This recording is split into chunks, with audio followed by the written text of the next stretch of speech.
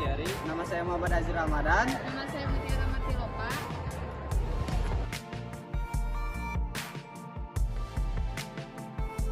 Pertama, Diploma 1 atau D1 memiliki program pendidikan yang cenderung pendek dengan masa belajar 1 tahun. Meski programnya terhitung pendek, tetapi program Diploma 1 mengedepankan keterampilan siap kerja. Satuan kredit semester atau SKS yang harus ditempuh hanya 30 SKS dalam 2 semester atau 1 tahun. Pendidikan Diploma 1 membekali lulusannya dengan beragam praktik yang berguna di dunia kerja, sehingga lulusannya menguasai keahlian tertentu. Syarat kelulusan program D1 adalah berupa laporan ilmiah dan praktik kerja. Lulusan program D1 bergelar ahli pratama atau AP. Penyedia program D1 di Indonesia antara lain Politeknik Keuangan Negara jurusan Kebendaharaan Negara, Politeknik Keuangan Negara jurusan Keapbn-an dan Cukai, Sekolah Tinggi Pariwisata Shahid Jakarta jurusan Manajemen Perhotelan. Diploma 2 atau D2 dapat ditempuh dalam waktu 2 tahun atau 4 semester sehingga mata kuliah dan praktikum yang didapat pun lebih banyak dari program D1. Jumlah SKS untuk program D2 sebanyak 64 SKS. Tugas akhir yang dibebankan kepada mahasiswa berupa kerja praktik. Di samping itu, mahasiswa diwajibkan menyusun laporan karya ilmiah untuk lulus dari program D2 dan dapat gelar ahli muda atau AMA. Media program D2 di Indonesia antara lain Universitas Terbuka jurusan Ilmu Perpustakaan, Politeknik Negeri Sriwijaya Palembang jurusan Akuntansi, Sekolah Tinggi Transportasi Darat jurusan Pengujian Kendaraan Bermotor. Diploma 3 atau D3. Masa belajar program Diploma 3 atau D3 adalah 3 tahun dengan satuan kredit semester atau sering disebut juga dengan SKS, sebanyak 112 SKS. Sama dengan program D1 dan D2. Tugas akhir program D3 berupa kerja praktik dan laporan karya ilmiah menjadi syarat kelulusan. Gelar yang diperoleh dari program D3 berupa ahli, madya, atau AMD. Penyediaan program D3 di Indonesia antara lain, yang pertama ada di BINUS University, jurusan Broadcasting atau penyiaran. Yang kedua ada di Universitas Airlangga, jurusan pariwisata. Yang ketiga, Universitas Pajajaran dengan jurusan Hubungan Masyarakat. Yang terakhir yaitu Universitas Mahakarya Asia dengan jurusan Perhotelan. Selanjutnya ada Diploma 4 atau D4. Program Diploma 4 atau D4 sering disamakan dengan sarjana, padahal keduanya berbeda. Diploma 4 dituntut untuk menyelesaikan 144 SKS yang biasanya ditempuh dalam waktu 4 tahun.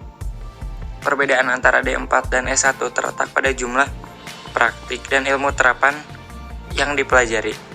Diploma cenderung fokus pada ilmu terapan dan praktik jika dibandingkan dengan S1, sehingga Diploma 4 disebut sebagai sarjana terapan. Agar lulus dari program Diploma 4 dan bergelar S.ST atau sarjana sains terapan, mahasiswa D4 diwajibkan untuk menempuh kerja praktik dan menyusun laporan karya ilmiah.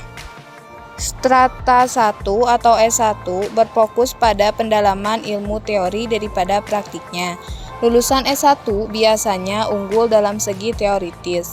Masa belajar program Strata 1 atau S1 umumnya 4 tahun dengan kewajiban menyelesaikan sebanyak 144 sampai dengan 166 SKS tergantung pada bidang studi yang ditempuh.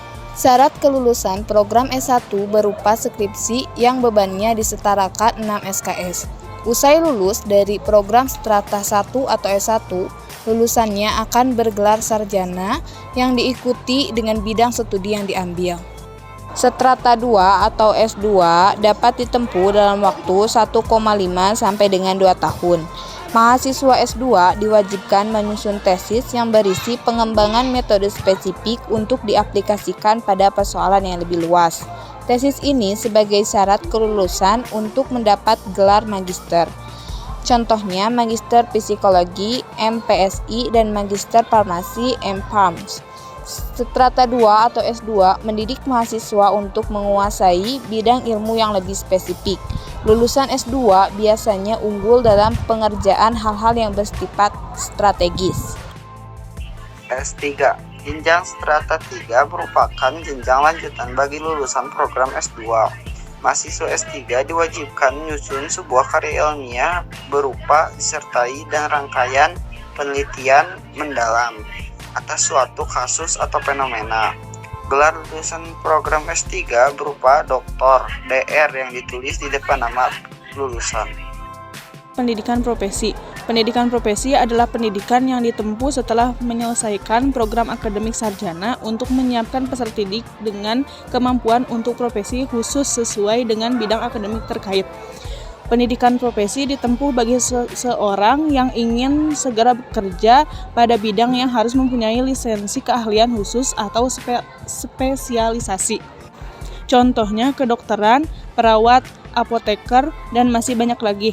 Teman-teman harus menempuh waktu selama kurang lebih 1 tahun untuk menyelesaikan pendidikan profesi.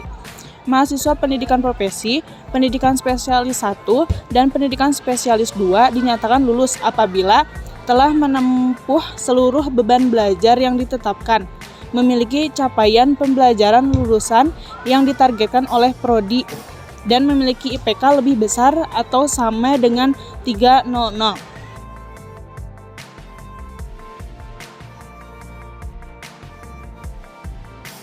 Sekian video penjelasan dari kelompok kami. Mohon maaf bila ada kesalahan. Wassalamualaikum warahmatullahi wabarakatuh.